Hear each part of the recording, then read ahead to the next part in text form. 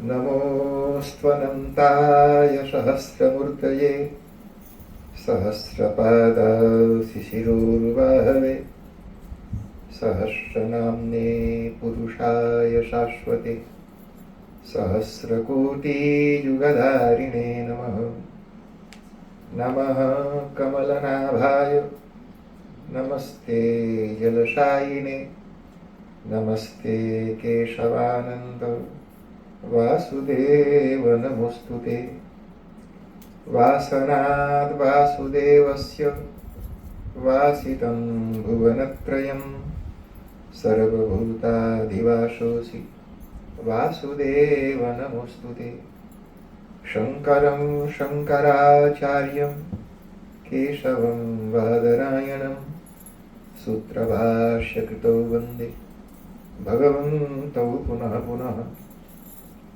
ईश्वरो गुरुरात्मेति मूर्तिभेदविभागिने व्योमवद्व्याप्तदेहाय दक्षिणामूर्तये नमः।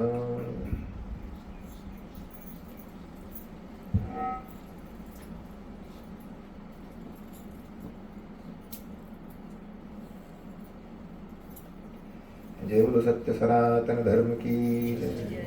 ओंकारेश्वर महादेव की जय। बुद्ध भगवान भगवान श्री काशी विश्वनाथ की जय। श्री रामचंद्र भगवान की जय। कृष्ण कन्हैया लाल की जय। पवन सुत हनुमान की जय। ओम नमः पार्वती पते हर हर हर महादेव। भगवान किसी समय में होते हैं और किसी समय में नहीं होते हैं, ऐसी बात नहीं है। अगर कोई यह कहे कि भाई भगवान सतयुग में होते हैं, त्रेता में होते हैं, द्वापर में होते हैं, कलयुग में नहीं होते, तो ये बात गलत है। अच्छा जी, अगर आप लोगों में से किसी के मोबाइल का मुंह बंद नहीं है तो मोबाइल का मुंह बंद कर दो ताकि बीच में बोले नहीं, और आपन तो बंद ही रखना। तो भगवान किसी समय में है और किसी समय में नहीं है, ये बात झूठी है। तो सच्ची बात क्या है? सच्ची बात यह है कि भगवान सब समय हैं। अच्छा, भगवान कहीं रहते हैं और कहीं नहीं रहते हैं। माने अयोध्या में है और गोकुल में है और न्यूजीलैंड में नहीं है, यह बात भी सही नहीं है। भगवान सब समय है और सब जगह है। इसी बात को ईशोपनिषद में बताया, ईशावास्यमिदं सर्वं यत्किंच जगत्यां जगत्। संसार में जो कुछ भी है वो परमात्मा ही है, उसके अलावा कुछ है नहीं। और जिसको आप काल कहते हो, काल का मतलब टाइम, कि भगवान 12 बजे हैं और 1 बजे नहीं है, तो ये बात भी झूठी है। जन्यानाम जनको कालः जगतामाश्रयो मतः। कहा कि काल जिसके अंदर है, हम और आप सब काल के अंदर हैं। मैं और आप सब काल के अंदर हैं, लेकिन काल भगवान के अंदर है। तो हम में और भगवान में अंतर यह हुआ कि हम सब काल में पैदा होते हैं, काल में रहते हैं और काल के गाल में समा जाते हैं। लेकिन ये काल भगवान के अंदर पैदा होता है, भगवान के अंदर ही रहता है और वहीं बस रहता है। मैंने सब कुछ ये भगवान के अंदर है। अच्छा, अब वो काल जो है टुकड़ा टुकड़ा नहीं होता। कई बार लोग बोलते हैं कि ये टाइम अच्छा है और ये टाइम खराब है। तो कुछ लोग मुहूर्त बार बार पूछते हैं कि कोई अच्छा मुहूर्त बताइए जिस समय मैं पूजा करूं तो भगवान का मैंने भगवान ज्यादा पसंद हो जाए। तो भगवान तो जो काल है वो टुकड़ा टुकड़ा नहीं होता। हमारे घड़ी में 1 2 3 4 बजता है, घड़ी में बजता है, काल में नहीं बजता। हमारे दिमाग में बजता है खाली कि 2 बज गया, 3 बज गया, आज संडे है या मंडे है या वेडनेसडे है या सैटरडे है या संडे। काल में ये सब कुछ भी नहीं होता। काल is free from 1 2 3 AM PM। काल is free from Sunday Monday Tuesday. काल इज फ्री फ्रॉम जनवरी फरवरी मार्च। काल में ये सब कुछ नहीं होता। ये सब इमेजिनेशन है जो हम अपनी कन्वीनियंस के लिए, अपनी सुविधा के लिए बना करके रखें। तो इसलिए इससे क्या पता चला? इससे ये पता चलता है कि भगवान थे नहीं, आज भी हैं और यहीं पर हैं। अब प्रश्न ये है कि कौन से भगवान के रूप को तुम भगवान मानते हो? ध्यान से सुनेंगे तो समझ में आएगा। माने वो कौन से रूप है भगवान का जिसको आप असली मानते हैं? माने ये भगवान है कृष्ण भगवान के रूप, वो जो ग्वाल बाल ऐसे कृष्ण कन्हैया के रूप में आए तो आप उनको भगवान मानोगे, या राम के रूप में आएंगे तो भगवान मानोगे, या नृसिंह के रूप में आएंगे तो भगवान मानोगे? कौन से रूप को आप असली मानते हो? कौन से रूप में भगवान आए तो आपको लगेगा कि ये भगवान है?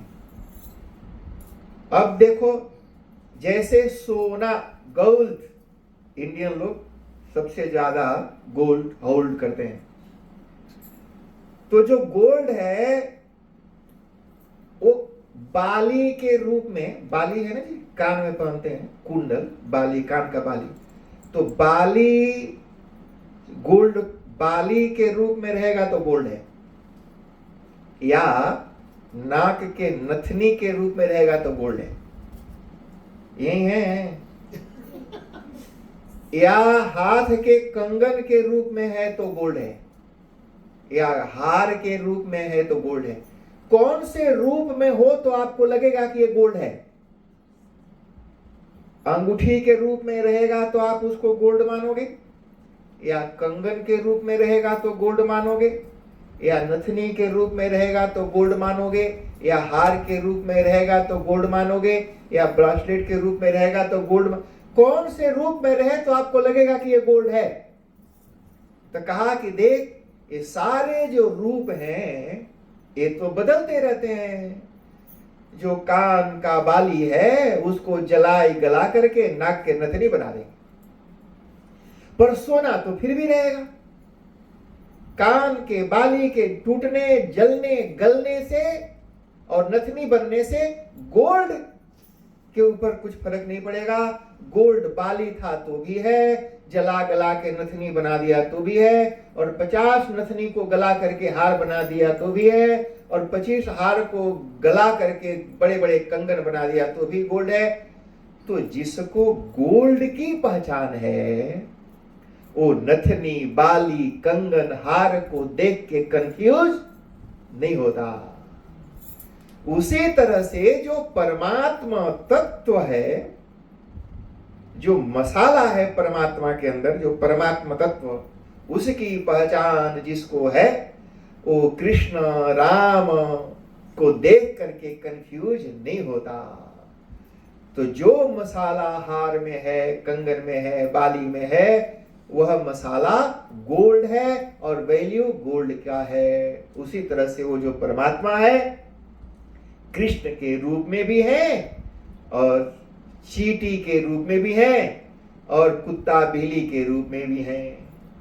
इसलिए आपके लिए तो परमात्मा वहां है जहां पर आपकी बुद्धि उसको परमात्मा के रूप में एक्सेप्ट करने के लिए तैयार है। कैसे होता है भाई? जैसे हम अपने घर में एक शिवलिंग ला करके पूजा करते हैं। पता है आपको शिवलिंग कहां होता है? नर्मदा, एक नदी है नर्मदा, मध्य प्रदेश में बहता है, अमरकंटक के जंगल में। जब हम वहां नहाने जाते हैं तो उन्हीं पत्थरों के ऊपर पैर रख रख करके डुबकी मारते। जब वो पत्थर नदी में है तो जिन पत्थरों के ऊपर हम पैर रख रख के कचर कचर के नहाते हैं उन्हीं पत्थरों को वहां से निकाल करके घर ला करके स्थापित करने के बाद उसकी हम पूजा करते हैं। कुछ दिन पहले जिसको हम पैर से कचर रहे थे, आज उसी को भगवान मान करके हमने अपने घर में स्थापना कर दी और वहां पर भगवान की तरह हम उसकी पूजते हैं। क्या बदला? पत्थर नहीं बदला। पत्थर तो वही है जो नदी में आप गोड़ के नीचे कचर कचर के नहाया था, वही ला पत्थर उठा करके घर में रखा। बदला क्या जी? हमारी बुद्धि बदल गई, हमारी सोच बदल गई। जब वो नदी में था, पैर से कचर रहे थे, उस समय वो पत्थर था और खूब कचरा। लेकिन जब उठा करके घर में आसन पर बैठा दिया तो हमारी बुद्धि बदल गई, अब हमारे लिए वो भगवान हो गया। तो क्या मतलब इसका? इसका मतलब यह है कि लुक में जो उसका अपीयरेंस है, जो उसका रूप है, शक्ति वहां नहीं, भगवान वहां नहीं। भगवान तो हमारी बुद्धि में है। इसी बात को भगवान ने कहा। अर्जुन ने पूछा कि महाराज कौन सा रूप असली है? तो भगवान ने कहा, हमसे भी लोग पूछते हैं कि सत्यनारायण भगवान, जिसे विष्णु भगवान की अलग अलग मूर्ति, कहीं पर भगवान सुते हुए हैं उस शेष नाग के ऊपर, देखा है विष्णु भगवान की मूर्ति। कहीं कहीं पर लक्ष्मी जी उनका गोड़ दबा रही है, एक अलग मूर्ति हो गई। कहीं कहीं भगवान गरुड़ के ऊपर बैठ करके उड़ रहे हैं, ये मूर्ति है। कहीं कहीं भगवान शंख चक्र गदा पद्म लेकर के खड़े हैं, ये मूर्ति। एक सज्जन आए, मुझसे पूछा, गुरुजी वो कौन सी मूर्ति भगवान नारायण की असली है? कौन सा फोटो भगवान नारायण की, कौन सी फोटो असली है? मैंने कहा, ये क्वेश्चन तो उस फोटोग्राफर से पूछो जिसको भगवान ने पोज दिया था। मैंने, वो कौन सा फोटोग्राफर है जिसको भगवान नारायण ने पोज दिया? ऐसे उस फोटोग्राफर को पकड़ो। हमने कहा, हम तो फोटो खींचा नहीं उनका, तो हम फोटो खींचा नहीं तो हम जनता भी नहीं कौन सा असली है। जिस समय कैमरा आया फोटो खींचने वाला, उस समय भगवान दिखना बंद हो गए। कैमरा के पकड़ में परमात्मा नहीं आता। आत्मा का फोटो खींच सकते हो, कितना भी एडवांस हाईटेक कैमरा हो, पर आत्मा का फोटो नहीं खींच सकता। फोटो बॉडी का खींचा है। मुर्दा का फोटो खींचते हैं, जिंदा का फोटो नहीं, क्योंकि बॉडी मुर्दा है। मुर्दा का फोटो खींच। एक फोटोग्राफर, कई बार ये अलग अलग तरह की प्रॉब्लम फोटोग्राफर लोग भी करते हैं। कई बार शादी वादी कराते हैं। एक बार एक शादी नहीं, शादी तो बोलते हैं स्माइल स्माइल, दुल्हन टेंशन में, दुल्हन टेंशन में, सास टेंशन में, और बात बोलता है स्माइल। एक बार एक शादी में फोटो खींचने वाला फोटोग्राफर मर्गी में फोटो खींचने के लिए आ गया,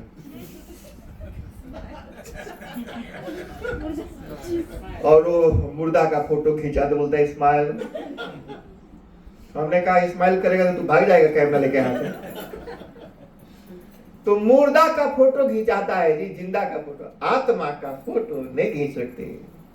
ऐसे कोटि कोटि आत्माओं, कोटि कोटि आत्माओं का जो आत्मा, वो परमात्मा। अच्छा जी, तो फिर असली क्या है? क्वेश्चन वही है, असली कौन सा? तो भगवान ने गीता के 11वें अध्याय में विश्व रूप दर्शन, अपना विशाल रूप दिखाया, तो सब मैं ही हूं बताया। कहा कि संसार में सब कुछ मैं हूं, जो कुछ भी है वो मैं हूं। अर्जुन ने कहा, महाराज वो तो ठीक है, लेकिन इसमें ओरिजिनल कौन हो आप? कौन सा ओरिजिनल आप हैं? वो राधा जी के साथ में है वो कृष्णा असली है, या जो रुक्मिणी के साथ हैं वो असली हैं, या सत्यभामा के साथ हैं वो असली हैं? औरत बदलने से परमात्मा नहीं बदलता, किसी के भी संग रहे वही वही परमात्मा। तो भगवान ने कहा, यो यो याम याम तनुम भक्त श्रद्धया चितुमिच्छति। कहा कि किसी कोई भी रूप तुम डिसाइड करो, कौन सा रूप में तुम भजना चाहते हो। यशोदा जी ने डिसाइड किया कि मुझे तो बेटा के रूप में वो परमात्मा चाहिए। द्रोण और धरा दोनों ने कहा हमको वो परमात्मा नहीं चाहिए। सुनो जी, हमारे सनातन धर्म में निर्गुण और सगुण सुना है, निर्गुण और सगुण। निर्गुण का मतलब है जिसके अंदर कोई गुण नहीं है, मतलब जो दिखता नहीं है, ये बिल्कुल फीका फीका है, कोई स्वाद नहीं है। फीका फीका जो होगा, चाय में चीनी नहीं है, तरकारी में नमके नहीं है, खीर बनाया लेकिन चीनी नहीं डाला, फीका फीका जो है उसको कहते हैं निर्गुण। हाँ जूली जी अपनी अम्मा को पकड़ के रखिए। जब बचपन में मैया बिटिया के हाथ पकड़ पकड़ के खींचे है, और जब मैया बुढ़ाती है तो बिटिया हाथ पकड़ पकड़ खींचे है। तो अभी ये मैया का हाथ पकड़ के खींच रही है यहाँ पे, वो उसको बोलती है आगे भाई, अब मैया पीछे खिसक जा रही है। अच्छा, तो निर्गुण और सगुण।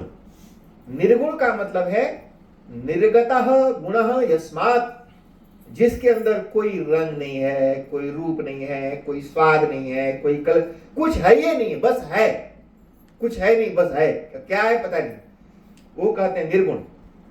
सगुण का मतलब है जो खट्टा है, मीठा है, तीता है, कड़वा है, कसेला है, काला है, पीला है, नीला है, नटखट है, बांके है, बिहारी है, ये सारा रूप रंग जिसके अंदर है।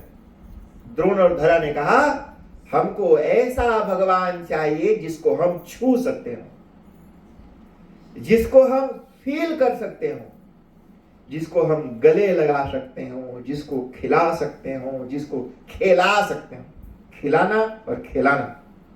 कहा हमको ऐसा परमात्मा चाहिए, तो भगवान वैसा परमात्मा बन करके आए, खेलने वाले, कूदने वाले, हंसने वाले, रोने वाले, गाने वाले, नाचने वाले।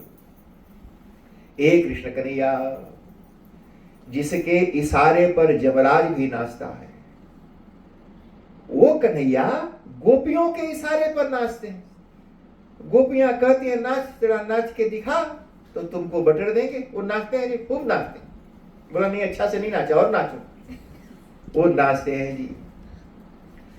जब कई बार वो बटर वगैरह तौलते हैं, वजन करते हैं, तो छोटे छोटे पुराने जमाने में तराजू होता था, तो एक तरफ तराजू के ऊपर वो छोटे छोटे बटकरा 1 kg 2 kg रखते थे और दूसरे तरफ तौलते थे।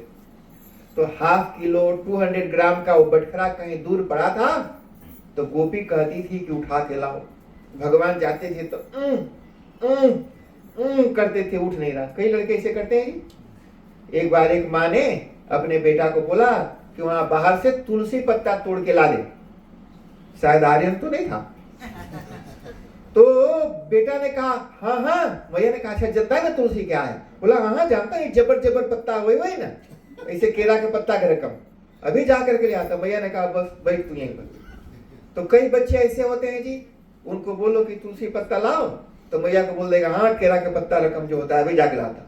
मैया समझ जाती है कि इसको नहीं भेजना है। ये होशियार बच्चे ऐसा काम करते।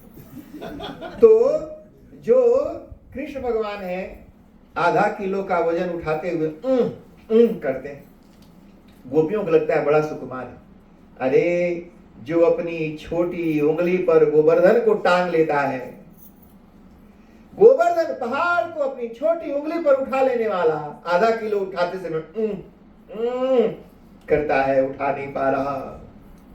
गोपियों के साथ कैसी लीला भगवान श्री कृष्ण की। यशोदा जी ने कहा हमको तो वो गोदी में खेलने वाला हल्लुकला भगवान चाहिए, जिसके अंदर कोटि कोटि ब्रह्मांड है, वो नहीं चाहिए। और वो भगवान यशोदा जी के प्यार के गुलाम होकर के, प्यार होकर, अरे ऐसा लड़का ना चाहिए जी जिसको गोदी में खिला सकूं। अरे मैया है 50 किलो के, लड़का है 100 किलो का, तो उठा ही नहीं पाएगी, वो गोदी में खिलाने वाला चाहिए। तो एवं संदर्शिता ह्यंग हरिणा भृत्यवश्यता स्ववशेनापि कृष्णेन यश्चेदं शेष्वरं वसे। कहा कि पूरा संसार जिसके बस में है, वो गोपियों के बस में हो गए, जसोदा जी के बस में हो गए। बस का मतलब होता है उसके कंट्रोल में हो गया। अब कोई माँ ये सोचती है कि मेरा बच्चा मेरे कंट्रोल में रहे, तो सबसे पहले तो उसका यह एक्सपेक्टेशन ही रीजनेबल नहीं है, क्योंकि हमारे कंट्रोल में रहने के लिए जरूरी है जो हमारे बेटा का मन हमारे मन में रहे। माने मेरे एक मन हो और 5 लोग हों, माने मैया का मन अब बाकी लोगों के पास मन नहीं, अगर ऐसा हो तो फिर बेटा बेटी मैया जैसे कहे वैसे करें। लेकिन मन तो सबके पास है, लड़कवा के पास भी है, लड़की के पास भी है, मन सबका है, अलग अलग मन है। अगर सबके पास मन है तो फिर एक मन के अंदर 10 मन नहीं हो सकते। मैंने 10 मन एक मन के हिसाब से नहीं चलेंगे, ये प्रैक्टिकल नहीं है। इसलिए वो डिजायर ही अनरीजनेबल है माँ का कि हमारे 3 4 चाहे एक बच्चा भी हो तो हमारे मन के हिसाब से चले। अच्छा, इसी का नाम दुख है। जब अनरीजनेबल डिजायर होता है तो हम दुखी होते हैं।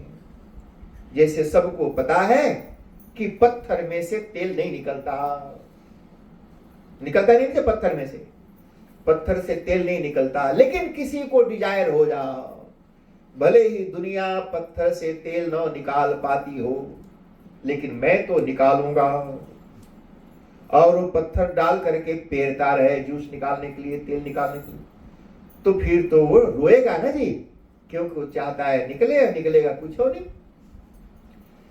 तो जसोदा जी भी कृष्ण कन्हैया को अपने हिसाब से चाहती हैं कि चले, लेकिन वो कहां चलने वाले जी? जिनके इशारे से पूरा ब्रह्मांड चलता है वो जसोदा जी के इशारे से कहां चले? लेकिन आए हैं इसी प्रॉमिस से, इसलिए कभी कभी कभी कभी जसोदा जी जो कहती हैं करते हैं से स्वरम बसे, वो जसोदा जी के बस में है। नेमं विरिंचो न भवो न श्रीरप्यंग संश्रया प्रसादम लेभिरे गोपी यत्तत् प्राप विमुक्तिदा। कहा कि जो जशोदा जी को मिला ब्रह्मा जी को भी नहीं मिला। ब्रह्मा जी भी ध्यान में भगवान का दर्शन करते, देवता लोग भी ध्यान में दर्शन करते। गोदी में खिलाने का गौरव, भगवान को गोदी में खिलाने का, उसको भगवान को चूमने का, उसके गाल को खींचने का ये गौरव, ये जशोदा जी, इसलिए उनका नाम है जशोदा जी। जशोदा माने यश देने वाली। अच्छा सुनो, परमात्मा का गाल कोई खींच सकता है, कभी भगवान का गाल कोई नहीं खींचा, कभी भगवान को कोई चूमा नहीं। तो भगवान को जसोदा जी चूमती हैं, यानी जसोदा जी से चुंबन कराने का यश भगवान को मिला। लोगों ने कहा ये भगवान देखो, गोपियां पकड़ पकड़ के चूमती हैं, और कई बार जी इतना चूमती हैं कि पूरा चेहरा ही उनका बिल्कुल जी अलग अलग रंग का हो जाता है। जिसको भेटा है वही पकड़ के जसोदा जी बोलती है छोड़ो छोड़ो, हमारे लाला का लाल गाल लाल कर देते हैं चुप चाम के सब। वो बचाती रहती है। गोपियां रोज सुबह सुबह जसोदा जी के घर के बाहर खड़ी हो जाती, छुप छुप के खड़ी रहती कि बाहर निकले तो पकड़ लें उसको। जैसे ही निकलते हैं, अरे पूछो नहीं, टूट पड़ती हैं गोपियां उनके ऊपर। और भगवान भी कितने सीधे साधे जी, कोई चुंबन लेना जाए तो भी अपना गाल किनारे कर दिए। एक बार एक गोपी, उसके घर गोबर नहीं था, जसोदा जी के पास ढेर सारी गैया थी, तो आई गोबर लेने के लिए, कहा थोड़ा सा गोबर उठा, तो ऐसे टोकरी में खूब ढेर सारा गोबर भरी, उठाने लगी तो उठबे नहीं करे। कृष्णा दूर खड़ा होकर टुकुर टुकुर ताक रहे थे। तिरछी नजर है कृष्ण की, एक बार तिरछी नजर से जिसको ताक देता है वो आदमी और औरत दोबारा फिर कहीं ताकने के लायक नहीं रह जाते। गोपियां कहती हैं कि इनकी वो बांसुरी में ऐसा माधुर्य है, अगर पत्थर का भी दिल हो जिस औरत का अगर उसके कान में भी एक बांसुरी की मधुरिमा चली गई तो पत्थर का दिल भी मोम की तरह पिघलकर एक कन्हैया के पीछे पीछे भागेगी। वो तो कोई अभागन औरत होगी जी, गोपियों का। अब वो कृष्ण कन्हैया टुकुर टुकुर ताके। वो गोपी ने कहा कि कृष्णा तुम आजा, थोड़ी सी मेरी टोकरी उठवा के हेल्प कर दे, मेरे मूड पर धर दे। गोपी ने कहा मुफ्त में मैं कोई काम नहीं करता, मैं तेरे को टोकरी उठवाऊंगा, हमें क्या मिलेगा। तो गोपी ने कहा तुमको एक माखन का लड्डू तेरे को दूंगी, मुझे 2-4 टोकरी चाहिए, तो जितनी टोकरी तू उठवाएगा उतना माखन का गोला तेरे को दूंगा। भगवान ने कहा कौन गिनेगा कितनी टोकरी तू ले गाएगी 5 और बताएगी 3। तो गोपी ने कहा देख जितनी टोकरी में ले जाती हूं उतना गोबर का गोला टीका तेरे चेहरे पर लगा देती हूं। तो एक टोकरी उठवाएगा तो एक गोबर का टीका तेरे चेहरे पर लगाऊंगी, ऐसे तू उठाता रह मैं टीका लगाती रहूंगी। अरे जी पूरे कृष्ण के चेहरे को गोबर का टीका से गोबराइन बना दिया जी, पूरे कृष्ण का चेहरा गोबराइन का टीका कर दिया। गोबराइन कृष्ण कन्हैया गो में लिम्पित भाल कपाल, कपाल मने गाल और भाल मने माथा, मैंने पूरा गाल और कपाल नाक मुंह सब जगह गोबर का टीका। भगवान पैसे गोबर का टीका लगाए, जसोदा जी के पास गए, बोले कि नया क्या है। बोला वो गोपी बोली थी कि जितना टीका और दिए को नहीं जी, बोली एक भी बटर नहीं दी, अब तो उसके घर मटका फोड़ूंगा। ये भगवान कृष्ण क्रिया मुफ्त में काम कराएंगे तो बोला मटका ही फोड़ देंगे उसको। तो इस तरह से जी गोपियां भगवान कृष्ण के प्रेम का आनंद लेती हैं। वो जसोदा जी नायम सुखापो भगवान देहिनाम गोपिका सुतः ज्ञानिनाम चात्म भूतानाम यथा भक्ति मतामिहो। कहा कि भक्ति वाले, भक्ति से परमात्मा का जो सुख प्राप्त होता है वो सुख ब्रह्मा जी को भी प्राप्त नहीं है। ब्रह्मा जी भी ललचते हैं देख करके कि काश वो कृष्ण कन्हैया को हमको भी गोदी में खिलाने का मौका मिल जाए। भगवान शिव तो आई गए जी, भगवान शिव को रहा नहीं गया कैलाश पर्वत पर।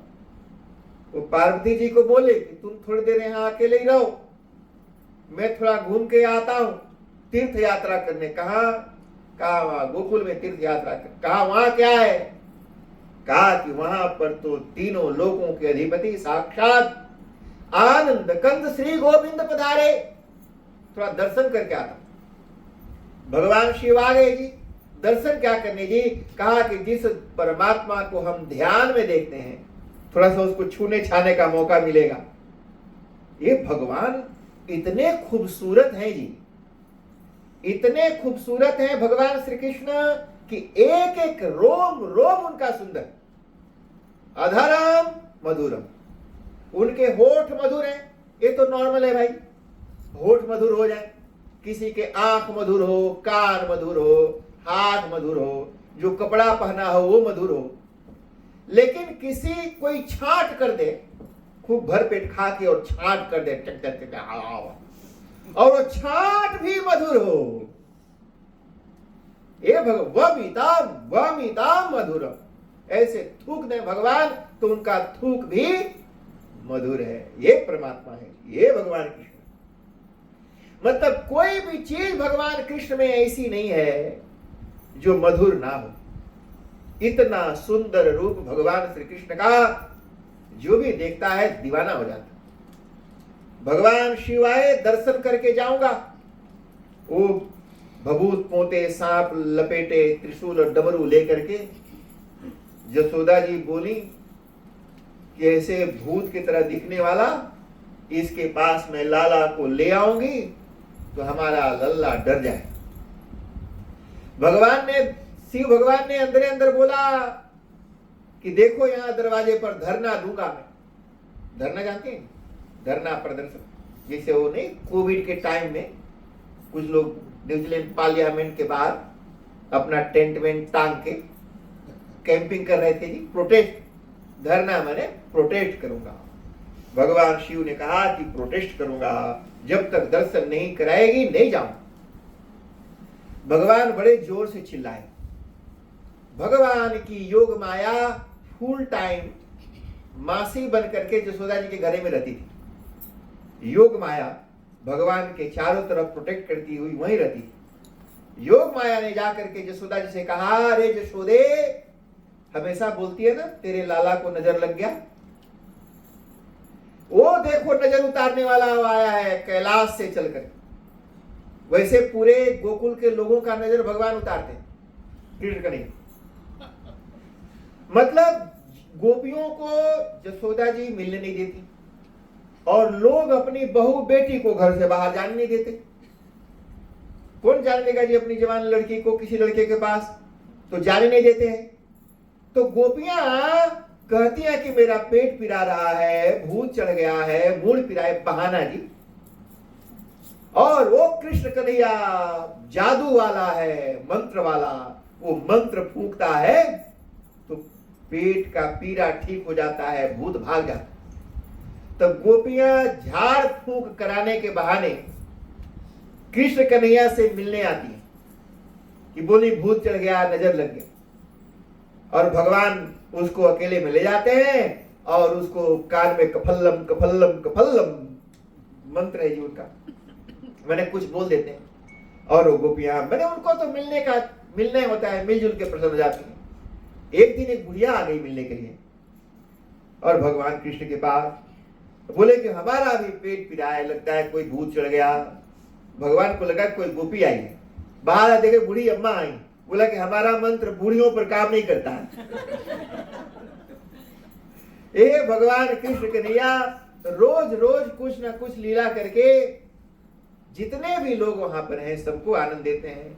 भगवान शिव के पास झाड़ फूंक कराने के लिए भगवान कृष्ण आए और भगवान शिव ने अपने गोदी में लिया जी। पहली बार वो परम पिता परमात्मा जिसका नाम जपते हैं, जिसका ध्यान करते हैं, वो अपने गोदी में पा करके भगवान शिव को भी मानो कि आंख में आंसू, आंसू क्या है ये, जो अंदर का जमा हुआ जो पत्थर है हमारा हृदय, वो मोम की तरह पिघल करके बाहर।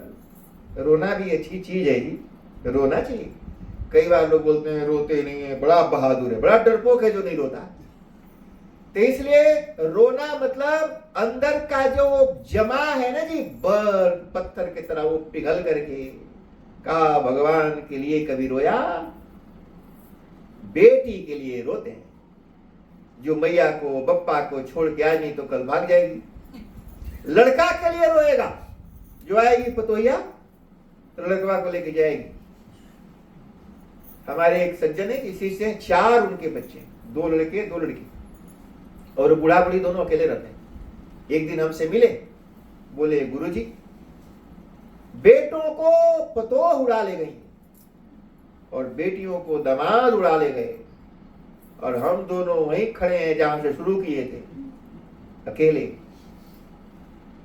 तो ये संसार में जी बेटी के लिए रोता है, बेटा के लिए रोता है, बीवी के लिए रोता है, बाप के लिए रोता है, पैसा के लिए रोता है, नौकरी के लिए रोता है। साड़ी भी थोड़ा सा साड़ी में कट गया, एक जगह जी अगरबत्ती से थोड़ा दब गया साड़ी में, वो अम्मा तो रोए मानो इसे, हाय हाय हाय हाय। अरे साड़ी दगी है, तू नहीं ना दगी, दूसरा खरीद के ले आना है, तो हाय हाय मैया करेगी साड़ी, नवा खरीद के लाए साड़ी, रोए। अरे साड़ी के लिए रोते हैं, कभी उस परमात्मा के लिए रोया? कभी उस भगवान के लिए तेरे आंख में आंसू आए क्या? कभी उस भगवान के लिए तड़प हुई क्या? कभी उस भगवान के लिए दिल बेचैन हुआ क्या? आपके बेटा बेटी आपसे दूर होते हैं तो मिस करते हो, भगवान को कभी मिस किया क्या? कभी आपको लगा कि समथिंग मिसिंग? जब तक ऐसा नहीं लगेगा तब तक भगवान की भक्ति नहीं हो सकती। भोजन को मिस करते हैं, बर्तन को मिस करते हैं, साड़ी को, गाड़ी को, नारी को मिस करते हैं, और ये सब चीज डुप्लीकेट है। जसोदा जी मक्खन निकाल करके कृष्ण कन्हैया को खिला रही। भगवान ने कहा मां ये तो बाहर की चीज है, मक्खन जो तेरा है ही नहीं है, वो हमको देना चाहते। क्या दोगे जी भगवान को? लड्डू दे दिया, रोट दे दिया, हलवा दे दिया, खीर दे दिया। और मान लो नहीं दो तो? जो चीजें आप भगवान को देते हो या जिस किसी को भी देते हो, अगर वो चीजें आप नहीं देंगे तो क्या वो चीजें हमेशा आपके पास रहेंगी? भगवान ने कहा, अरे ये बटर तू मुझे क्या देगी? आज नहीं तो कल ये छूट जाएगा तेरे से, अपने आप ही छूट जाएगा और मैं किसी और रूप में इसको खाऊंगा। यही संसार है जी, जिसको आप पकड़ के बैठे हो ना जी, आप नहीं छोड़ोगे फिर भी वो चीजें छूट जाएंगी। कई बार वो एवोकाडो का जो डंठल है ना जी, बड़ा स्ट्रांग होता है। आम जब पेड़ पर फरता है, कितना मजबूत डाली में वो झूलता है जी। आम का पत्ता जाकर के तोड़ो, कितना मजबूत, it takes long to break. बैंगन देखो कितना स्ट्रांग होता है पेड़ में जब लगता है। अच्छा, जिस बैंगन को कोई नहीं तोड़ता वो हमेशा पेड़ पर झूलता है। अरे जिसको नहीं कोई तोड़ता नहीं, वो भी टूट के गिर जाता है, काल उसको तोड़ देता है।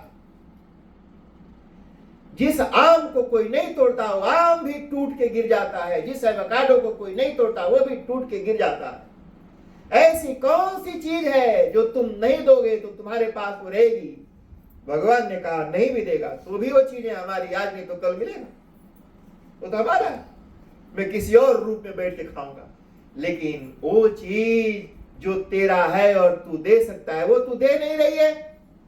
यशोदा जी ने कहा, यशोदा जी को भगवान ने कहा, वो तेरा दिल, वो तेरा इमोशन, वो तेरे अंतःकरण का वो भाव, वो तेरे हृदय का अमृत जो झर रहा है, वो पान मुझे करा दो। ये एक्सटर्नल बटर में मेरा कोई इंटरेस्ट नहीं है, मैं से हजारों बटर के खदानों का मालिक। ये सौभाग्य यशोदा जी को मिला है, इसलिए भगवान गुलाम है प्रेम के। आपके सामान में उनका कोई इंटरेस्ट नहीं, क्योंकि आपके पास जो है उससे कई गुना ज्यादा भगवान के पास। ऐश्वर्यस्य समग्रस्य धर्मस्य यशसः श्रियः ज्ञान वैराग्ययोश्चैव शरणं भगैदिंगना। वो भगवान है जी, यानी हमारे पास जो हम सोच भी नहीं सकते वो उनके पास पहले ही है। इसलिए भगवान चाहते क्या है? हमारा भाव, हमारा प्यार। इसलिए परमात्मा प्यार के वशीभूत होते हैं। कृष्णत्तु गृहकृत्येषु, कहा कि ये सुख तो देवताओं को भी प्राप्त नहीं होता जो सुख गोपियों को प्राप्त हुआ। इस बात को व्यासदेव जी ने कहा। और फिर क्या था जी, भगवान वो उखल को घसीट करके और लेकर के बाहर निकले। मैंने उनके यार दोस्त लोगों ने जी मदद किया। कई बार दोस्त ऐसे होते हैं मदद करने वाले। मैंने कहीं अगर कोई फंस गया यार दोस्त तो मदद करते हैं। हम यहाँ बनारस में पढ़ते थे ना जी, तो कोई कोई लड़के गधे होते थे। मैंने पढ़ने लिखने में कुछ बुझाता नहीं था, तो एग्जाम के टाइम में ऐसे ऐसे टुकुर टुकुर ताक आगे वाले से मैंने उसके कॉपी में उसको देखा और देख के इधर लिखे। नकलची बोलते, नकल करने के। और कई बार खोद खोद के पूछ भी लेते थे कि ये क्वेश्चन का आंसर क्या है, तो लड़का बता भी देते थे। एक बार जी एग्जाम हॉल में जो टीचर था घूम रहा था कि भाई कोई किसी से कुछ पूछेगा नहीं, क्वेश्चन आंसर नहीं करेगा। और एक क्वेश्चन में पूछा था कि जापान का कैपिटल क्या है। जापान का कैपिटल टोक्यो। तो क्वेश्चन था और जो उसका दोस्त था वो पीछे बैठा था, खोद खोद के पूछे जापान का कैपिटल क्या है। टीचर ने देख लिया और आ गया भागे, हे क्या पूछता है, बताना नहीं। टीचर ने पूछा कि तुम्हारा दोस्त तुमसे क्या पूछ रहा था। कहा कि सर वो जापान का कैपिटल पूछ रहा है। बोला तुमने बताया क्या। बोला नहीं सर, मैंने उसको बोला अभी तो टोक दिया, दोबारा मत टोकियो। अभी तो टोक दिया, दोबारा मत टोकियो। तो कई यार दोस्त ऐसे होते हैं जी, वो हेल्प करते हैं। भगवान कृष्ण के भी ऐसे दोस्त थे, वो आ गए वहां पर, बोला कि ये उखल और खल दोनों को उठा के बाहर कर, मैया कहीं बिजी है, दोनों को बाहर कर दिया। और दोस्त भी ना जी ज्यादा देर तक साथ में नहीं रहते हैं, वो अपने खेलने में मस्त हो गए। भगवान कृष्ण अपने उस ओखल को खींच खींच करके जी और ले गए कहां, वो यमलार्जुन। अर्जुन एक वृक्ष है, एक पेड़ है जी। अगर किसी को बहुत डायबिटीज हो, शुगर बहुत हाई हो, ब्लड प्रेशर बहुत हाई हो, तो उस अर्जुन का पत्ता भी अगर चबा जाए या उसका उबाल करके काढ़ा पिए या उसका पाउडर भी बाजार में बिकता है अर्जुन का, हमारे यहाँ गांव में खूब होता था। तो वो अर्जुन ऐसे यमलार्जुन ऐसे पेड़ था जी, ऐसे दोनों भाई थे।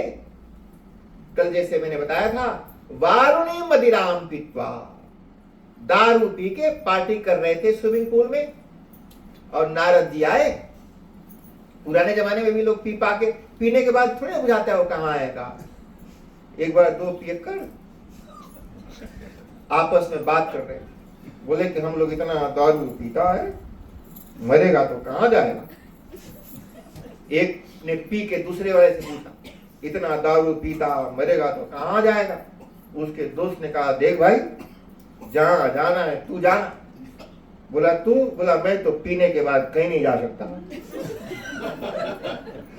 मैंने उसको लगता है पीने के बाद वो नरक भी नहीं जाएगा, यानी बोला कितना दारू पीते हम लोग, स्वर्ग जाएंगे कि नरक। उन्हें बोला देख स्वर्ग जाना है चाहे नरक जाना है तू जाना, मैं नहीं जा सकता। बोला कहाँ है, बोला पीने के बाद कहीं नहीं जाता है। तो ये है जी ओ वारुणी मदिराम पीत्वा, ये वारुणी नाम के मदिरा को पी करके जी मदा घूर्णित लोचन, ऐसे जी नशा में सामने कोई आए वो देखे।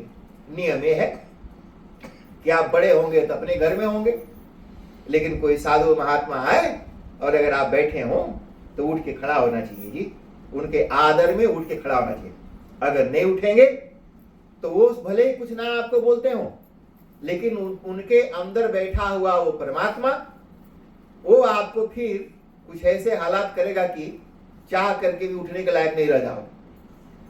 तो इसलिए कोई भी साधु महात्मा ब्राह्मण आदि है तो वहां उठ बैठे हो तो उठ जाना चाहिए। कुछ अगर उल्टा सीधा काम कर रहे हो तो उसको रोक देना चाहिए, सम्मान करना चाहिए। और ये हमारे सिर्फ सनातन धर्म में नहीं है, मैंने बताया बहुत साल पहले, लगभग 15-20 साल पहले मैं इस जगह कहीं रेंट करता था।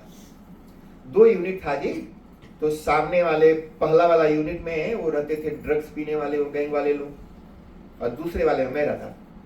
मैं रात को प्रोग्राम करके 12 बजे पहुंचा तो सब वहां पर पी रहे थे दारू ड्रग्स। जैसे ही हमारा ये वेशभूषा देखा और उनको पता चला कि मैं प्रीस्ट हूँ, वो जो यहाँ के लोकल लोग जी जिनको हमारे धर्म से कुछ भी नहीं लेना देना, वो भी अपना दारू का बोतल, अपना सिगरेट, अपना ड्रग छुपा छुपा के 2 सेकेंड में ऐसे लुक गए कहाँ पता ही नहीं चला। मैंने उनको भी आदर और सम्मान है। और कई लोग जी हमारे बोलते हैं कि मैं हिंदू हूँ, हिंदुस्तानी हूँ, पर राक्षस से भी गया गुजरा है, उसको कोई ब्राह्मण का लिहाज नहीं, उसको अपमानित करने, बेइज्जत करने, अपने पैसा और धन या संपत्ति के अकड़ में थोड़ा भी उसको शर्म नहीं है।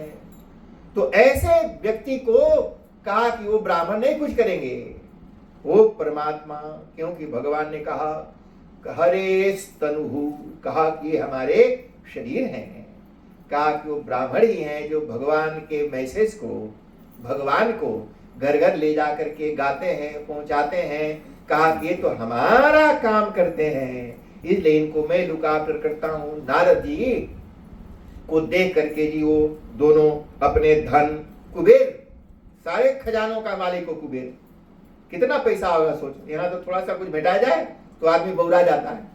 कहा कि पूरे खजाने का जो मालिक है कुबेर, उसके बेटों को कितनी बौराहट होगी जरा सोचो। दोनों वहां खड़े रहे जी और नारद जी को आया दया आ गई। साधु महात्मा दया किए जी, क्रोध नहीं किया। क्यों दया किया? कहा कि जिस पैसे पर, जिस गाड़ी पर अकड़ रहा हो, कहा कि वो गाड़ी ले जाके भट्टी में नहीं डालेंगे, वो सिमेट्री में ले जाए तो गड़िया के संग में डालेगा उस आदमी को। जो बड़की गाड़ी में, बड़ा गाड़ी में लेके मान लो कोई बैठ के घूम रहा हो और वो मर जाए, तो जब उसको जलाने लेके जाएंगे तो जिस गाड़ी में बैठ के करता है उस गाड़ी के संगे अंदर डालेगा, गाड़ी से उसको निकाल लेगा, घसीट के निकाल। यहां तक उसका पैंट वैंट भी खोल लेते हैं लोग, जो पहना है वो भी खोल के निकाल लेते हैं। मैंने कोई भी चीज जी उसके संगे नहीं देने वाले, देगा कोई उसका। एक आदमी को बता दो, अरे हमने ऐसे देखा है ये शरीर में ऐसे उंगली, बिल्कुल उंगली को मरोड़ मरोड़ के मसल मसल करके अंगूठी निकालते हुए बेटा बेटी को हमने देखा है। ऐसे कान से नोच करके जी, नाक को नोच करके ऐसे गोल्ड जो मैया पहन के मर गई उसको निकालते हुए मैंने देखा है। ऐसे जी बाप का दांत भी तोड़ के निकाल लेंगे अगर उसमें कुछ ऐसा फंसा हो। तो इसलिए ऐसा इस संसार में कहीं कोई भी कुछ आपको देने वाला नहीं है। इसलिए घमंड किस बात का, किस चीज की अकड़ है? दया आ गई उनको, कहा कि देख तो इस मूर्ख को, ये अभिमान करते हैं इस शरीर पर, ये शरीर क्या है। और बड़ा सुंदर बात जी नारद जी ने बताया, तो दृष्ट्वा मदिरामत्तौ श्रीमदान्धौ सुरात्मजौ। नारद जी ने कहा कि देख तो इस शरीर के ऊपर इसको घमंड है, इस धन संपत्ति के ऊपर घमंड है। कितना धन होगा जी। कई बार मैं लोगों को बताता हूं, वो जब हम छोटे छोटे थे तो इराक में उस समय जो सद्दाम हुसैन थे उनके ऊपर अमेरिका ने हमला किया। उनके इतने पैलेसेस थे जी, महल महल, सैकड़ों महल के वो मालिक थे। अब बताओ हमारे पास एको महल नहीं। मैंने न्यूजीलैंड में कोई कितना भी अगर अपने आप को बड़का भारी तोप समझ रहा हो तो उसके पास से तो सद्दाम हुसैन के जैसा एको महल नहीं होगा, या उसके पास जो गाड़ी ज्वेलरीज थी उसमें से कुछ नहीं है। लेकिन कैसे काल ने करवट लिया, कैसे काल ने करवट लिया, जो राजा था उस बेचारे की क्या दुर्गति हो गई। एक सज्जन और थे जी लीबिया के, मुअम्मर गद्दाफी, वो भी राजा थे। कहा कि ऐसे राजा लोगों को एक सेकेंड लगता है जी घसीट घसीट करके सारा कुछ उसको ले लिया। कहा कि इसलिए अभिमान और घमंड नहीं। क्षणार्धम दैव जानामि विधाता किं करिष्यति। आधे सेकेंड का नहीं मालूम, कभी अकड़ के बैठा पेट फुला के, और ये पेट दोबारा फुलाने का मौका मिलेगा नहीं, कब पिचक गया। एक क्षण में, अगले एक क्षण में क्या होने वाला है हमको नहीं पता। क्षणार्धम नैव जानामि विधाता किं करिष्यति। और इनको देखो, ये तो ऐसे नंग धड़ंग पेड़ की तरह खड़े हैं। उनको दया आ गई और उन्होंने कहा कैसे लोग जी क्या क्या करते हैं, मारते हैं। किसको जी?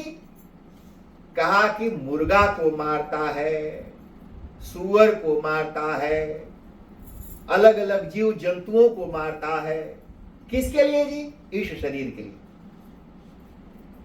विचार करो, ये जो शरीर है कौआ का भोजन है। कौआ जानता? कौआ न्यूजीलैंड में नहीं होते हैं, फिजी में होता कौआ, ऑस्ट्रेलिया में खुद काव काव काव जो करता है ना जी, उसको कौआ कहते हैं। सुनो, न्यूजीलैंड में भी होता है कौआ। इंडिया में कौआ काला होता है, लेकिन न्यूजीलैंड गोरों का देश है नहीं, तो इंडिया में कौआ काला होता है, एक गोरों का देश है, इसलिए यहां कौआ काला नहीं गोरा होता है।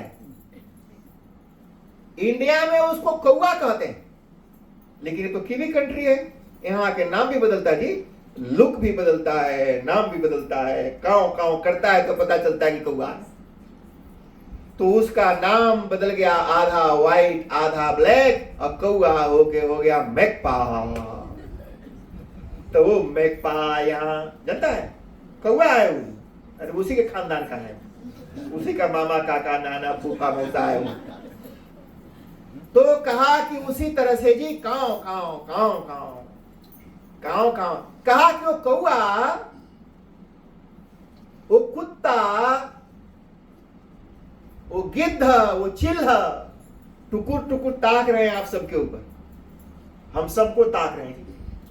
कहा कि पूत पात करके बढ़िया से चमचमाता हुआ कपड़ा पहन के निकला, काश कहीं एकांत में जंगल में मर जाता तो हम इसको नोच नोच करके महीने तक खाएंगे। अच्छा, अगर वो कौवा नहीं खाएगा और अगर मर गए और उसको दफना दिया तो धरती में रहने वाले कीड़े खाएंगे? नहीं खाते हैं जी। जिनके शरीर को दफन करते हैं उनके शरीर को कौन खाता है? कीड़े खाते हैं अंदर जा।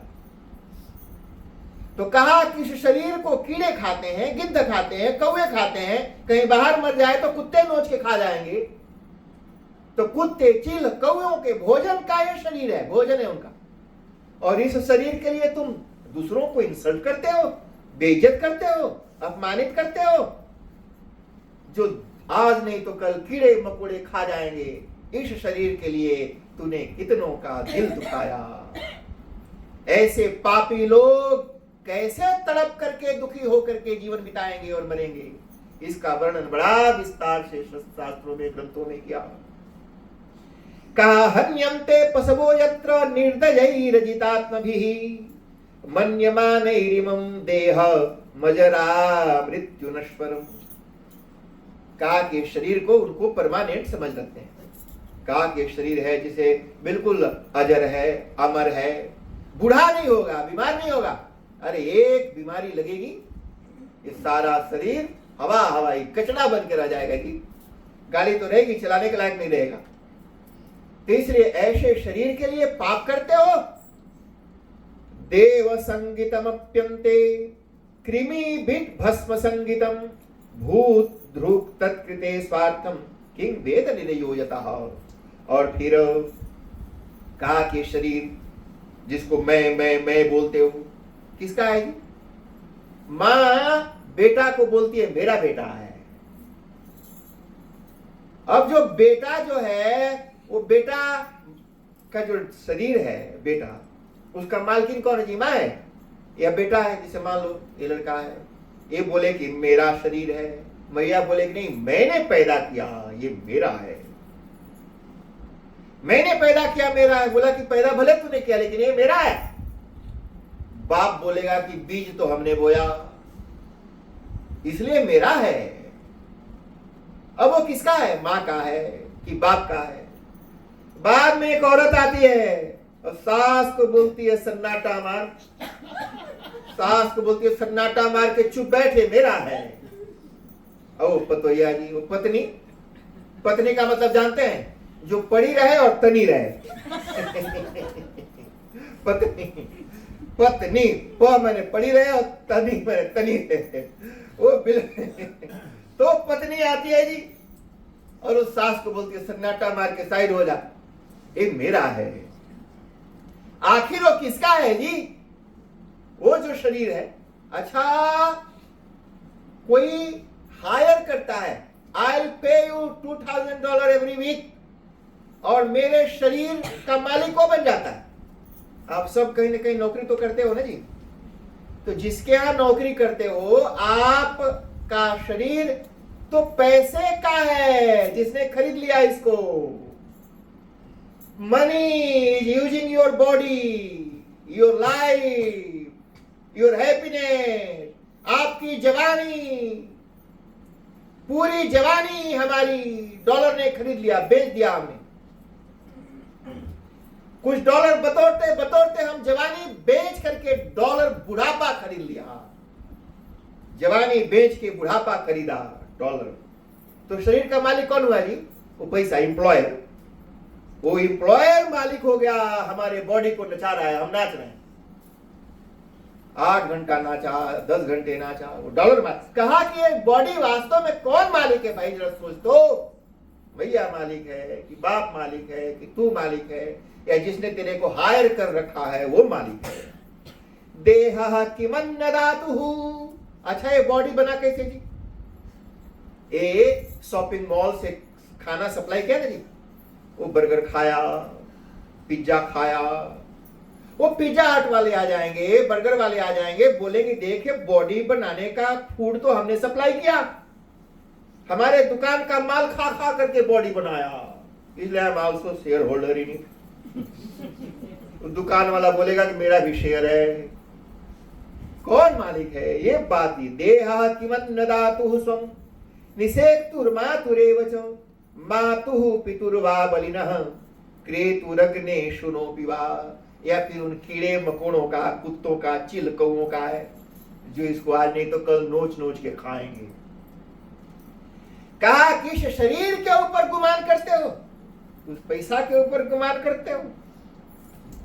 कहा कि ये सब एवं साधारणं देहम अव्यक्त प्रभवाप्ययम् को विद्वान आत्मसात् कृत्वा हन्ति जंतु विशेषतः।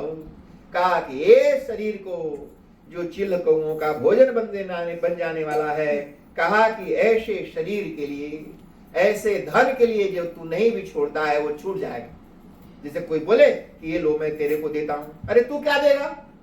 तेरे देने से आएगा, आज नहीं तो कल तू छोड़ के मरेगा और मैं कोई और रूप बदल करके, मैं नहीं तो कोई और खाएगा, तू थोड़े जेब में भर के ले जाएगा, कोई नहीं लेके जाने वाला। यहाँ मुझे जी एक किसी को फ्यूनरल वाले ने बोला, मैंने उससे पूछा जो बॉडी को जलाता है, मैंने कहा तेरे को कैसे पता कि कोई लेके कुछ नहीं जाता, कहीं छुपा उपा के ले जाते हो?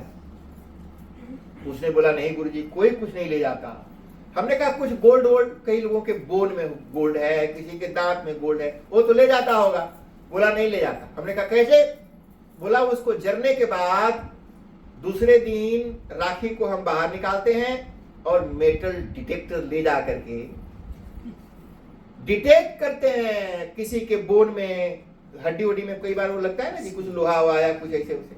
कहा कि बाई लॉ, न्यूजीलैंड के लॉ के अनुसार उसके एसेस को इन्वायरमेंटली सेफ बना करके हम देते हैं, उसमें कुछ ऐसा नीला पीला या कुछ नहीं डाल। कहा कि जो भी है कहा कि इन्वायरमेंटली सेफ बनाते हैं, मैंने मेटल डिटेक्टर लगा के कोई गोल्ड वोल्ड छुपाया वो भी खींच के निकाल लेते हैं, तो कोई कुछ लेके नहीं जाएगा। लेकिन सुनो, जो तुमने गरियाया, किसी का दिल दुखाया, किसी को बेइज्जत किया तेरे पैसे के अकड़ में, वो जो पाप है तेरे आत्मा में चिपक के तेरे को रुलाता हुआ जाएगा और तेरे को रुलाएगा।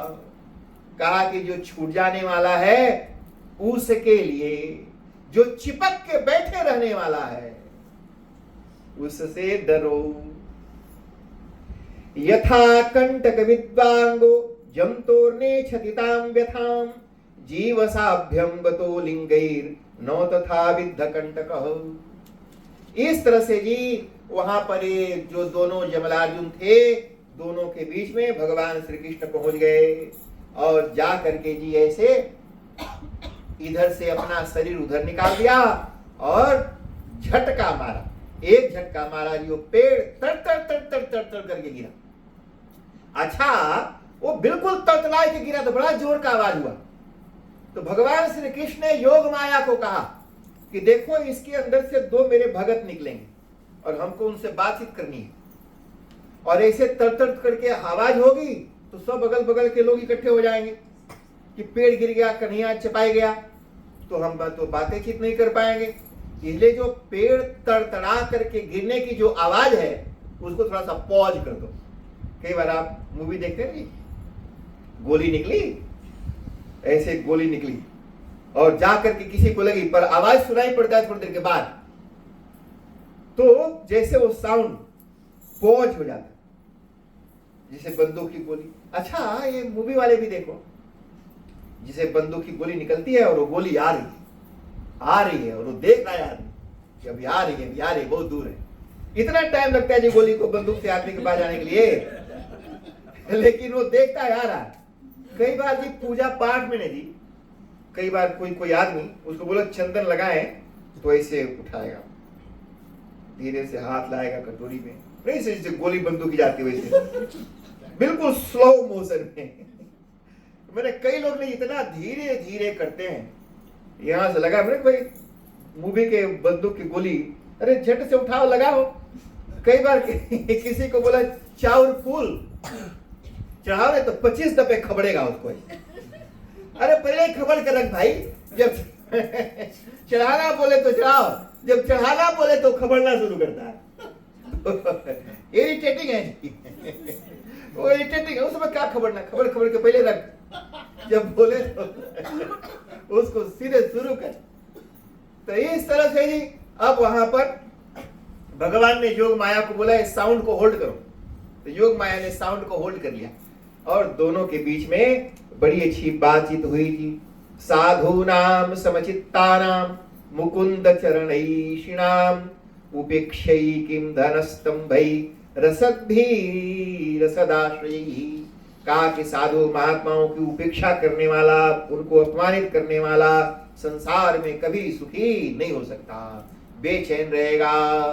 तो इस तरह से जी दोनों के बीच में बड़ा सुंदर संवाद है, बड़ा अच्छा दोनों के बीच का कन्वर्सेशन, उन दोनों का भगवान कृष्ण का उपदेश है। भगवान ने दोनों को आशीर्वाद दिया। देखो जी श्राप भी कैसे सुख देने वाली बन गई। ये दोनों की जो योनि थी यक्ष की, अब ये अपर योनि में चले गए, देव योनि में चले गए, और पहले जितने हैंडसम थे उससे भी ज्यादा हैंडसम बन गए। अब ये सारी जो कथा अभी तक हुई है, इस पूरी कथा को सत्यव्रत मुनि ने देखा और देखने के बाद उन्होंने भगवान कृष्ण की स्तुति की इसी रूप का, और उन्होंने कहा नमामीश्वरं सच्चिदानंद रूपम लसत्कुंडलम गोकुले भ्राजमानम यशोधाभियोलुखलाद्धावमानम परामृष्टमत्यं ततो नृत्य गोप्या। कहा कि मैं उस ईश्वर को प्रणाम करता हूं। ईश्वर का मतलब क्या होता है जी? कर्तुम अकर्तुम अन्यथा कर्तुम, मतलब जो हो सकता है वह तो करते ही हैं, और जो नहीं हो सकता है वह भी कर सकते। माने जो पॉसिबल है उसको पॉसिबल बना देना, जो इम्पॉसिबल है उसको भी पॉसिबल बना देना, और दोनों के अलावा कुछ नया काम भी कर देना, ईश्वर है। इसको संस्कृत में बोला कर्तुम अकर्तुम अन्यथा कर्तुम समर्था ईश्वरः। जो कर सकता है, नहीं भी कर सकता है, और बिल्कुल उल्टा कर सकता है वो जो है ईश्वर है जी। उसके पास सुपर पावर है, कुछ भी कर सकता है। अच्छा जी, ये अब हिलने डुलने लगे हैं तो बंद कर देता हूं। कहा कि नमामि ईश्वरम, कहा कि उस ईश्वर को मैं नमस्कार करता हूं। कैसे हैं? सच्चिदानंद रूपम, सच्चिदानंद रूपम जी। कहा कि संसार का सबसे सुंदर रूप भगवान श्री कृष्ण का है। 3 श्लोक भागवत के बड़े प्रसिद्ध हैं। वैसे तो सारे ही प्रसिद्ध हैं, लेकिन ये 3 श्लोक दसम स्कंद के भगवान श्री कृष्ण के रूप के वर्णन के बारे में बताया। मैंने आपको कहा कि ब्रह्मा जी भी ललचते हैं कि वो कृष्ण कन्हैया को थोड़ा सा गोदी में खिलाने का, देखने का, छूने का, गले लगाने का मौका हमको मिल जाए। यहां तक कि लक्ष्मी जी, भगवान तो पति है ना उनके, लक्ष्मी जी आई गोकुल में, कहा कि थोड़ा हम भी देख लें। यहां पर तो हम अकेले हैं, वहां पर ढेर सारी गोपियों का सुख उनको मिलता है, उसमें एक हम भी जाके शामिल हो जाए। तो वो है ही बिल्कुल सुरों के भी ईश्वर हैं, सुरेश है, सुरानाम ईशा सुरेश। तो कहा कि ओ सुरेश, देवताओं के भी मालिक देवता। कहा कि मैं भी चलूं, ढेर सारी गोपियां हैं वहां, मैं भी एक उसमें आ जाऊं। लेकिन लक्ष्मी जी आई तो उनको घुसने नहीं दिया जी। बोला यू आर नॉट अलाउड, इंतजार करो, जब तुम्हारे पास जाएंगे तो जो करना होगा करना। अब ये हमारे लिए आए हैं, हमारे हैं। लक्ष्मी जी का भी प्रवेश रास लीला में नहीं हुआ, सिर्फ गोपियों के साथ रास रचाया भगवान ने। लक्ष्मी जी ने सोचा कि फिर मैं यहां बैठ के क्या करूं। मेरा हस्बैंड, बैंड में जानते हैं जी, बजा, जैसे ये बैंड वो बैंड जो बजता रहता है, और हस्बैंड मैंने जो हंसता रहता है और बजता रहता है। तो बोला जो मेरा हस्बैंड है वो तो वहां गोकुल में, तो मैं यहाँ क्षीर सागर में रह के क्या करूंगी। तो लक्ष्मी जी क्षीर सागर छोड़कर गोकुल में आ गई और वहां लता बन गई, वृक्ष बन गई, गाय बन गई, बछड़े बन गई, धूल मिट्टी तिनके बन करके लक्ष्मी जी वहां है, लेकिन रास लीला में नहीं है। ब्रह्मा जी को लगा कि मैं भी चल करके दर्शन करूं, तो दर्शन करने आए। दर्शन करने आए भगवान का, सुन करके, तीनों लोगों का अधिपति वो परमात्मा। लेकिन जब देखने के लिए आए तो उस समय क्या देखा, ये सभी ग्वाल बाल गाय चराने के लिए जाते थे और दोपहर में लंच टाइम होता था और लंच टाइम में शेयर्ड लंच होता था। मतलब सभी अपने अपने घर से कुछ कुछ बना करके लाते थे और ऐसे गोला बनाकर सारे बच्चे बैठ जाते थे और सारा खाना बीच में रख दिया जाता था और सबको सब कुछ मिलता था। और बच्चे आपस में मजाक करते, देख तो इसके माई को आता ही नहीं, रोटी जला के भेजी है, वो देख तो उसकी मैया तो बिल्कुल बेकार खाना बनाती है, भात देख चिपक गया है हंडी में। ऐसे मजाक करते थे। तो उस समय लंच चल रहा था, भगवान कृष्ण सबको सर्व करके खिला रहे थे और आखिरी में खीर की बल्टी। एक मधुमंगल नाम के गोप थे, पंडित जी थे। तो पंडित जी लोग थोड़ा खाने पीने में वो जी बिल्कुल जब भेटाए तो दम कस के, तो उनका भारी पेट था। तो भारी पेट था और खीर ले रहे थे, तो सोचा कि छोटा मुंह है, धीरे धीरे थोड़ा टाइम लगेगा जाने में अंदर से। तो कहा कि चलो उसको पेटे पर गिरा लो, पेट पर गिरा लो, तो पेट पर गिरेगा तो कोई खाई नहीं। और फिर मैं पेट से धीरे धीरे पोंछ करके, पेट से पोंछ करके अंदर डालता रहूंगा जी। तो बड़ा जब्बर पेट, वो जब्बर पेट पर बाल्टी उड़ेल दी और धीरे धीरे पोंछ के खाने लगे। लंबोदर जी, कई लोगों का बड़ा बड़ा पेट, हमारे एक बनारस में सेठ जी तो बड़ा भारी पेट था उनका, और ऐसे बैठते थे ना जी, तो उनका वो ठुड्डी पेट के ऊपर ऐसे टिका के, ठुड्डी को पेट पर टिका के बैठे रहते थे और पता नहीं चलता कि कथा सुन रहा है कि सूत रहा है। तो कोई मेरे पास आया, बोला कि गुरुजी पता कैसे चलता है कि सुन रहा है कि सूत रहा है। हमने कहा बीच बीच में वो हंसता है, तो इसलिए हमको पता चलता है। कैसे पता चलता है आपको हंसता है? तो ऐसे रखता है। मैंने कहा देख, जब हंसता है ना तो उसका पेट हिलता है, जब हंसे तो उसका पेट हिले, अंदर बाहर हुए। तो जब पेट हिलता है तो मैं समझ जाता हूँ कि वो हंस रहा है और सूत नहीं रहा, सुन रहा है। पंडित जी लोग जी खाने पीने के बड़ा पेट भी जी काम की चीज है, तकिया की जरूरत नहीं है, तो उसी पेट के ऊपर ऐसे रख के सुन जाओ। तो ऐसे जी उनका बड़ा जब्बर पेट, बाल्टी उड़ेल दिया और पोंछ के खाने लगे। आखिरी में भगवान कृष्ण के लिए कुछ बचा नहीं, सब खिला दिया। आखिरी में देखा कहीं खीर नहीं दिख रहा, कहा कि इसके पेट पर थोड़ा चिपका है, थोड़ा सा गाल वाल मुंह ऊपर लगा है। भगवान कृष्ण पहुंच गए, कहा कि देख हाथ में पूछूंगा तो थोड़ा सा पेट में चिपका रह जाएगा, थोड़ा हाथ में काहे ने जीभ वही सीधे काहे ने इसके मुंह चाट ले जहां जहां खीर लगाएगी। वो कृष्ण कन्हैया वो पूरा खीर ऐसे खा रहे जी मुंह में जहां जहां लगा। और ब्रह्मा जी पहुंचे देखने के लिए। ब्रह्मा जी ये सोच करके आए हैं कि परमात्मा है, परमपिता देवता, और यहां देख रहे हैं कि वो जूठा खीर पोंछ के खा रहा है। ब्रह्मा जी ने कहा है तो बड़ा डर्टी बॉय है, थोड़ा भी हाइजीन का रूल फॉलो नहीं करता, ऐसे जूठा खीर और भी पेट में लगा हुआ बैक्टीरिया वगैरह सब पोंछ के खा गया। कहा कि भगवान नहीं हो सकता, लेकिन जब आया हूं तो थोड़ा टेस्ट कर लूं, चेक कर लूं है भी कि नहीं। तो सारे ग्वाल बाल थे जी, सबको वो चुरा करके ब्रह्मलोक लेके चले। थोड़ी देर के बाद भगवान कृष्ण ने देखा कि कोई भी गाय बछड़ा गोपाल सबको ब्रह्मा जी ले गए। भगवान ने कहा कि अगर ये ब्रह्मा जी ब्रह्मलोक में घुस गए तो बड़ी भारी प्रॉब्लम हो जाएगी, क्योंकि अलग टाइम जोन है जी। जैसे ही यहाँ का लोकल शरीर वहां इंटरनेशनल बॉर्डर क्रॉस करता है तो वहां का जो असर प्रभाव शरीर पर होता है। भगवान ने कहा ये ब्रह्मा जी को ब्रह्मलोक में घुसने के पहले ही रोकना पड़ेगा। तो भगवान कृष्ण भाग करके जी ब्रह्मा जी के पहले ब्रह्मलोक में पहुंचे और जा करके द्वारपालों को देखा, ब्रह्मा जी के रूप बना करके और द्वारपालों कहा कि देखो एक बुढ़ऊ आएगा, अपने आप को ब्रह्मा बताएगा, लेकिन उसको अंदर घुसने मत देना, वो नकली है, असली मैं हूं, अंदर जाता हूं। तो भगवान कृष्ण ब्रह्मा के रूप धर के अंदर घुस गए और असली ब्रह्मा जी दरवाजे पर पहुंचे तो द्वारपालों ने उनको डांट के भगा दिया।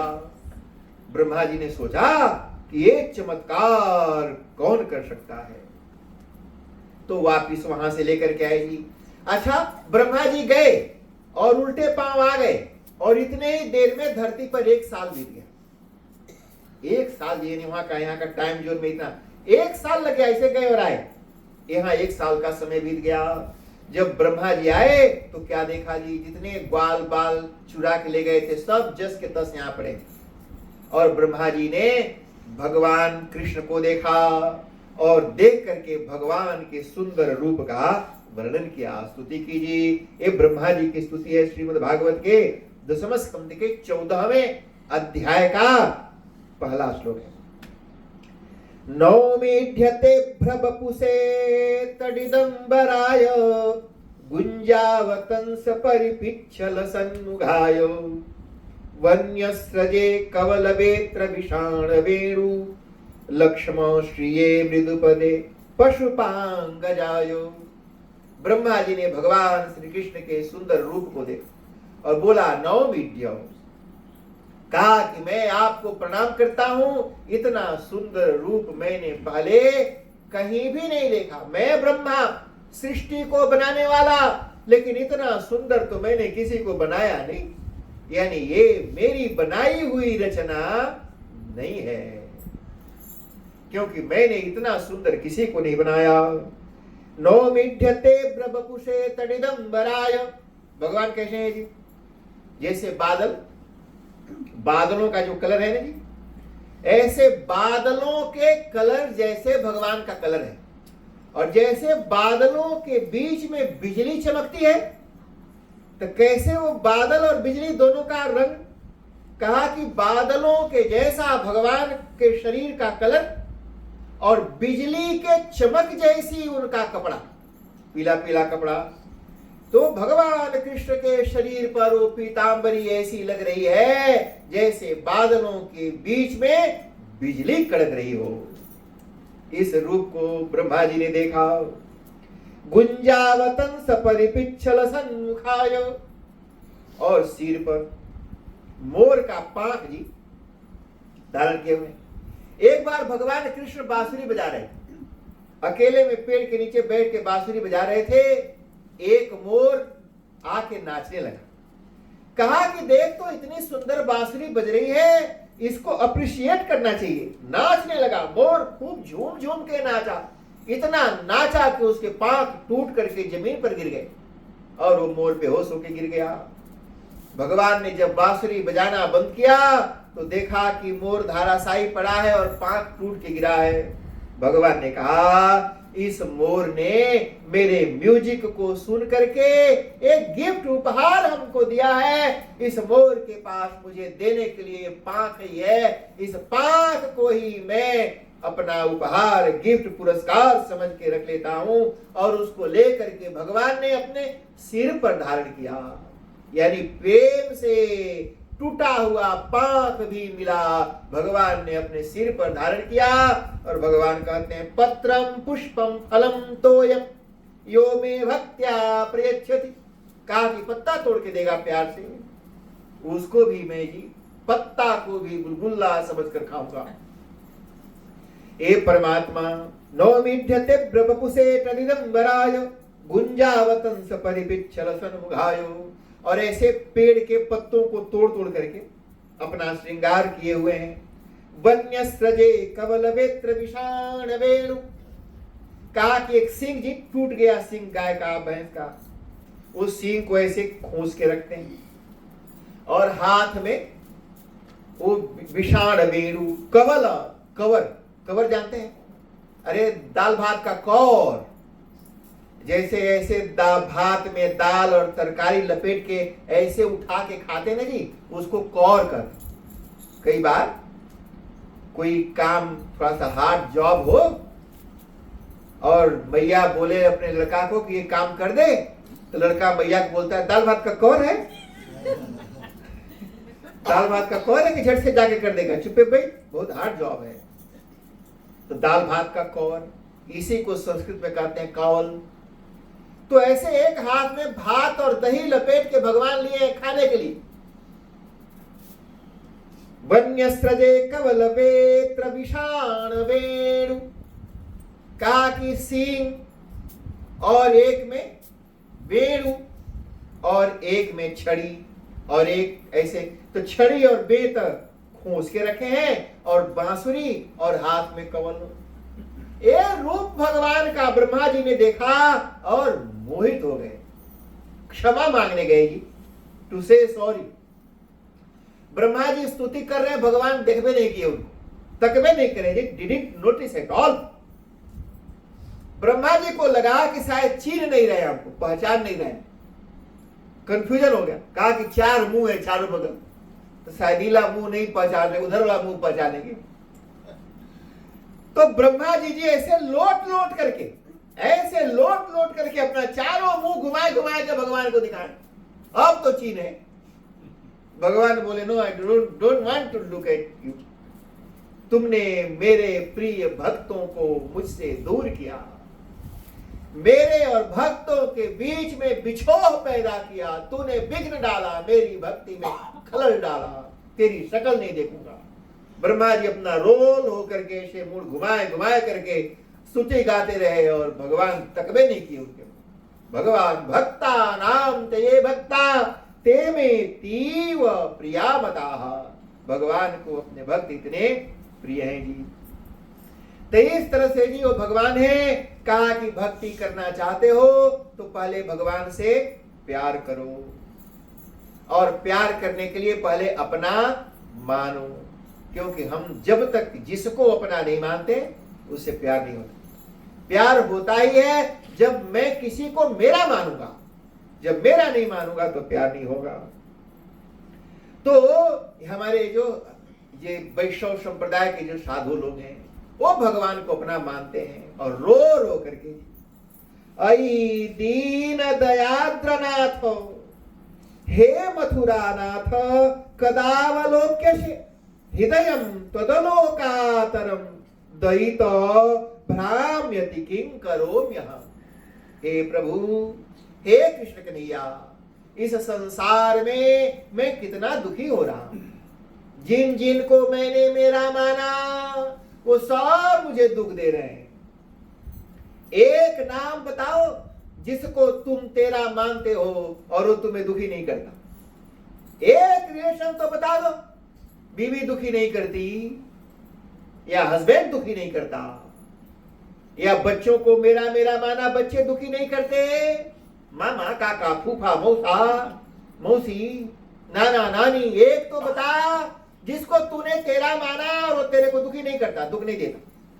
कहा हे नाथ, अई दीन दयाद्रनाथ, हे मथुरानाथ, हे मथुरा के मालिक, कदावलोक्यसे, कब मेरी तरफ देखोगे, मैं कहां जाऊं।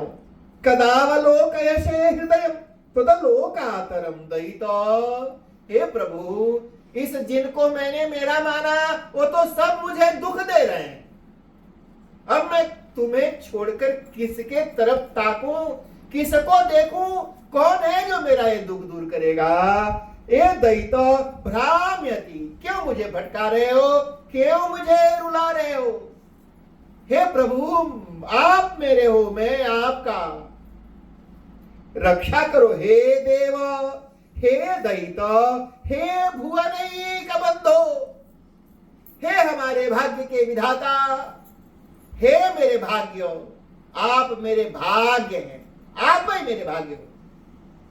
हे देव, हे दयित, हे भुवनैक बंधो, आप तो चींटी कीड़े मकोड़े संसार के जीव जंतु सबके रियल बंधु हैं। जिसको मैंने मेरा बंधु माना वो मेरे बंधु नहीं, अपितु हे प्रभु भुवनैक बंधो, पूरे संसार के बंधु, हे कृष्ण, हे चपल, हे करुणैक सिंधु, हे करुणा के समुद्र हैं आप में करुणा नहीं, आप तो साक्षात करुणा के समुद्र हैं, मेरे ऊपर दया नहीं आ रही, कब दया करोगे प्रभु? हे नाथ, हे रमण, हे नयनाभिराम, जिनको देखने के बाद कुछ और देखने की तमन्ना नहीं रह जाती, ओ मुझे कब दिखोगे? अरे दिख तो जाओ प्रभु, मेरी आंखें भूखड़ के तरह संसार के तुच्छ चीजों को देखना चाहती हैं। अरे एक बार इन नजरों के सामने तो आ जाओ, ताकि आंख किसी और चीज को देखना भुला जाए। हे नाथ, हे रमण, हे नयनाभिराम, हे मेरे नयनों को चुरा लेने वाले, हा कदांत भवितासी पदम किशोर में, हाय हाय मेरी ये जिंदगी लूट रही है, बीक रही है, नष्ट हो रही है, मैं बच्चा से जवान, जवान से बूढ़ा होता जा रहा हूं, लेकिन हे प्रभु कब मेरे आंखों के सामने आओगे, कब मेरा दुख दूर करोगे? हा कदानुभवितासी पदम किशोर में, मेरे आंखों के सामने कब प्रकट होगे? जब इस तरह से बेचैन होकर के, इस तरह से बेचैन होकर के जब परमात्मा को पुकारते हैं, तो फिर वो परमात्मा देर नहीं लगाता। कितना साल, कितना जन्म किया, महत्वपूर्ण ये नहीं है, कितनी बेचैनी से पुकारा, वो बेचैनी से भगवान प्रकट हो जाते हैं। इस तरह से सत्यव्रत मुनि ने कहा, हे प्रभु मुझे मोक्ष नहीं चाहिए, स्वर्ग नहीं चाहिए, वैकुंठ नहीं चाहिए, मैं तो बस आपके इसी रूप को हमेशा देखते रहना चाहता हूं। ये जो आपका रूप है मेरी आंखों के सामने, इसके अलावा कोई और रूप न आए, मेरे दिल में, दिमाग में इसके अलावा कभी कुछ नहीं आए, बस इतनी कृपा हमारे ऊपर करिए।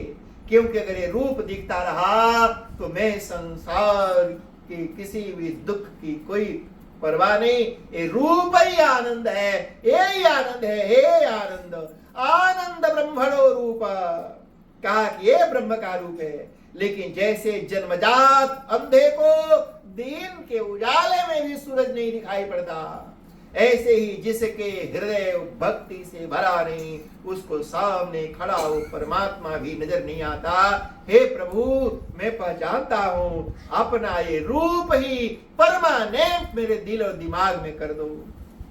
भगवान कृष्ण प्रसन्न हो गए और प्रसन्न होकर के बोला, तथास्तु। इसलिए इस दामोदराष्टकम का पाठ हो पूरे कार्तिक मास में लोग रोज करते हैं। और कार्तिक में क्यों है जी? जब करो तभी कार्तिक, इसलिए हमेशा उसका पाठ कर सकते हैं। जैसे भगवान श्री कृष्ण प्रेम की कामना करने वालों को अपना प्रेम लुटाते हैं, वही प्रेम आप सबके ऊपर लुटाएं। मैं ऐसी परमात्मा से प्रार्थना करता हूं जी, उसके लिए अपने दिल को धर्मशाला नहीं बनाना। धर्मशाला जानते हैं? जैसे पब्लिक प्लेस माने मॉल, शॉपिंग सेंटर मत बनाओ दिल को। भगवान को शॉपिंग सेंटर पसंद नहीं है। प्राइवेट बनाइए इस दिल में, परमात्मा के लिए जगह बनाओ, जहां पर ढेर सारे लोग खचर बचर को रखेंगे नहीं, भगवान को वहां भगदड़ पसंद नहीं है। कहा कि जिस दिल में कुछ भी नहीं है, भगवान वहां रहते हैं। जहां ढेर सारी चीजें खचर पचर भरी हैं, तो कहा कि नहीं हम धक्का मुक्की करने नहीं आएगा तुम्हारे दिल में। अगर तुम्हारे दिल में दरुका बसा के रखा है तो मैं वहां आके क्या करूंगा? कहा कि खलिया खलिया जगह हमको चाहिए, फ्री हार्ट, जो बिल्कुल फ्री है, ताकि मैं वहां नाच सकूं, कूद सकूं, झूम सकूं। जिसके दिल में भगदड़ है, दोस्त बसे हैं, दुश्मन बसे हैं, धन बसा है, पैसा बसा है, राग बसा है, क्रोध बैठा है, ईर्ष्या द्वेष बसा है, कहा हम ऐसे हृदय में नहीं जाते। इसलिए हृदय को पहले मेरे लायक बनाओ, और जब ऐसा बनाओगे तो मैं वहां आके नाचूंगा, परमानेंट विराजूंगा। इसलिए आप अपने हृदय को ऐसे बनाएं और भगवान आपके हृदय में आकर के विराजमान हो जी, ऐसी कामना मैं परमात्मा से करता हूं। इसी के साथ आज का ये जो 3 दिन जो हमने उखल बंधन लीला दामोदराष्टकम के बारे में बात की, थोड़ा बहुत सुनाया जी। वैसे तो मेन जो सुनाना था वो 8 श्लोक है, 8 में से 1 श्लोक हम कर नहीं पाए। लेकिन कोई बात नहीं, रस तो मिल गया जी, जितना मिलना था। और भगवान करे फिर कभी मौका मिलेगा तो इसको पूरा करेंगे। आप सब खड़े हो जाइए, आरती करते हैं और आरती के बाद फिर आगे थोड़ा सा कुछ हमारे धन्यवाद जी का जो कार्यक्रम है